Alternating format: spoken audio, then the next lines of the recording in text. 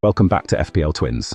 A huge 70 points on the board, pushing us up to 997,000, and a massive green arrow. Defence really stepped up this week. Arsenal kept a clean sheet in a comfortable win against Brentford, and the Palace duo Munoz and Richards delivered too. Plus, Munoz grabbed the only goal. The midfield hasn't really fired so far, but Mbeumo and Ahmad are still yet to play. Up top, Haaland came through with a huge haul, 1 goal and 2 assists in that thriller against Fulham. And honestly, he could have had more after hitting the post twice.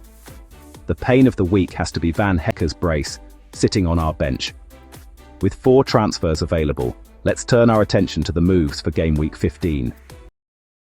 The big question this week is Foden now essential?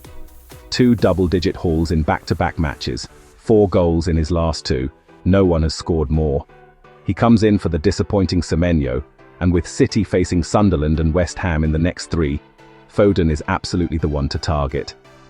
Our second move is Welbeck coming in for the ever-frustrating Mateta. We really wanted Waltemada, but the budget didn't allow it. Welbeck hasn't scored in the last 2, but he still leads Brighton players with 5.3 expected goals. Plus, Brighton's fixtures look great. Sunderland and West Ham twice in the next 5. Alright, so our third move is Harry Wilson coming in for Diego Gomez, who's delivered in consecutive matches with a goal and 2 assists. Fulham's fixtures look strong too. Burnley, Forest and West Ham in the next 5, so he's definitely worth targeting. Our final transfer is still up in the air. Follow us to see who makes the cut before the deadline. And hey, let us know your Game Week 15 transfer picks in the comments below. With that sorted, let's see how our squad is shaping up for Game Week 15.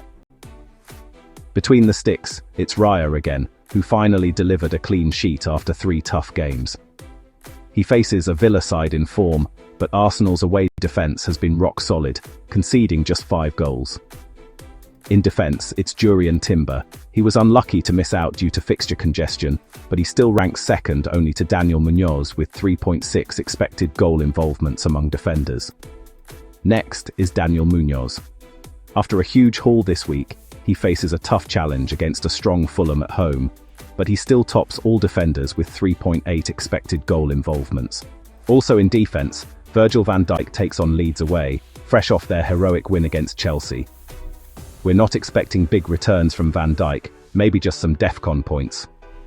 Finally, Van Hecke is in our starting 11 after back-to-back returns on the bench. He takes on a West Ham side at home, and with just 15 goals scored all season, only 2 teams have scored less. In midfield, Bryan Mbeumo takes on Wolves at home, the leakiest defence this season, having conceded 29 goals. We're hoping he delivers big before heading off to AFCON. Next up is Brighton's Yankuba Minte. He's blanked in the last 2, but with West Ham leaking goals, conceding by a 2-goal margin in each of their last 2 matches, he could be set for returns. Up front, Igor Thiago returns to the starting 11 after facing Arsenal. He's up against a Spurs side that hasn't kept a clean sheet in 5, so he could be back on the score sheet this week. Finally, Haaland is back on the score sheet with a goal in City's thrilling win over Fulham. Next up, he takes on a flying Sunderland side that's been upsetting the big teams. But they haven't kept a clean sheet in their last 6 games. Mbeumo could be a captaincy contender this week, but with his inconsistency, we're going with Haaland for the armband. That's it for Game Week 15. If you're new here, hit subscribe for weekly FPL tips and join our mini-league in the description. Let us know your captain pick in the comments, smash that like button, and follow us on X and Instagram. We'll post our final team there just before the deadline.